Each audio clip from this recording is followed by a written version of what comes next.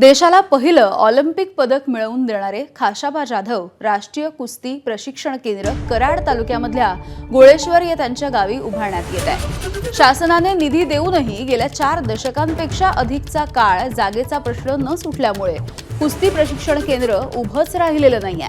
आता या ठिकाणी अतिक्रमण केल्याचं प्रशासन आणि खाशाबा जाधव कुटुंबीय सांगतायत, तर ज्यांची घरं या ठिकाणी आहेत ते सातबाऱ्यावरती आपली नावं असल्याचा दावा करतात।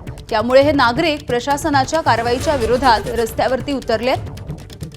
कोर्टामधून आदेश आल्यामुळे प्रशासनानं ही कारवाई अवघ्या काही वेळामध्ये थांबवली आहे। त्यामुळे ऑलिम्पिकवीर खाशाबा जाधव क्रीडा प्रशिक्षण केंद्रासाठी पुढील तारखेपर्यंत या ठिकाणी कोणतीही कारवाई करता येणार नाही आहे।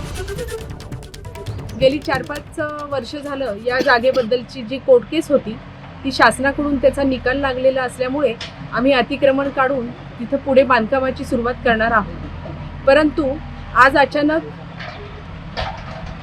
संबंधित अतिक्रमणधारकांनी कोर्टामध्ये जाऊन पुढे स्टे आणून आठवडाभर त्याची मुदत वाढवून घेतलेली आहे।